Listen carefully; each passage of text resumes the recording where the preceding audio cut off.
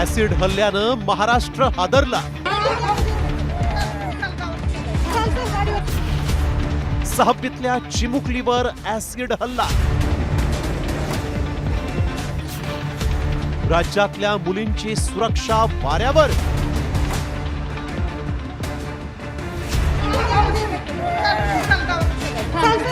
चिमुकलीनं फोडलेल्या या किंकाळ्यांनी संपूर्ण महाराष्ट्र हादरलाय.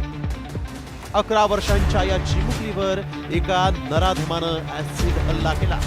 शिवरायांच्या महाराष्ट्राला लाज आणणारी ही घटना घडली संगमनेरच्या वडगावपान गावामध्ये.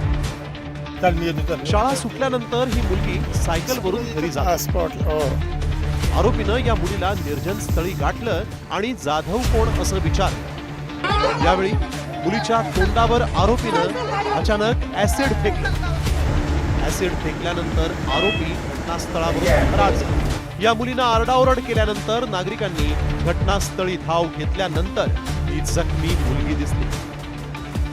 अचानक झालेल्या या ऍसिड हल्ल्यात मुलीच्या उजव्या बाजूचा चेहरा गंभीररित्या भाजलाय.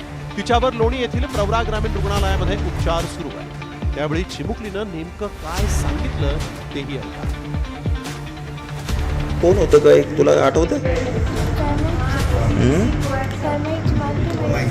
अच्छा, तू ओळखीत पण नाही त्याला. तू घरी चालली होती, त्याने काही विचारलं असेल ना तुला? काही काय विचारलं?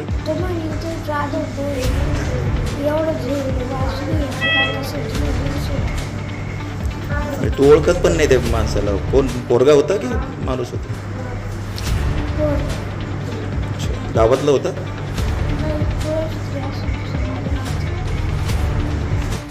बापाचं छत्र हरवलेल्या या मुलीवर झालेल्या ऍसिड हल्ल्यामुळे कुटुंबियांच्या पायाखालची जमीनच सरकली आहे. ती शांत स्वभावाची. मला तेवढी एकच मुलगी आणि एक मुलगा आहे 4-4.5 वर्षाचा. स्वभाव शांत आहे. तिची काही तडतडी नाही, काही नाही, कोणाला फटकन बोलणारी नाही, काहीच नाही. ही घटना जी आहे ती का घडली असावी? काय तुम्हाला कोणावर संशय आहे का? किंवा तिला कोणी त्रास देत होतं का? काय तिने तुम्हाला सांगितलं? नाही, तसं काहीच सांगितलेलं नाही. कोणी त्रास देतं वगैरे काहीच सांगितलंच नाही तिने. का म्हणे त्यानं जो आला त्यानं मला विचारलं म्हणे की इकडं जाधव कुठे राहतं. मी म्हटलं मग इकडे जाधव बिधव कुणी राहत नाही आणि इकडे जाधव नाही. तो त्यानं तिला थांबवलं आणि तिला त्या बाटलीचं वास घ्यायला लावलं. तेव्हा वास घ्यायच्या टायमिंगमध्ये ती वास घ्यायला नाकार दिल्याच्यानंतर त्यानं ती बाटलीचं बुचन काढलं आणि तिच्या तोंडावरती ॲसिड टाकलं. दरम्यान पोलिसांकडून आता आरोपींचा शोध सुरू आहे. भर दिवसा एका अल्पवयीन मुलीवर अशा प्रकारे ऍसिड हल्ला होणं हे महाराष्ट्रासाठी लाज आणणार आहे. या घटनेनं मुलींच्या सुरक्षेचा प्रश्न ऐरणीवर आला.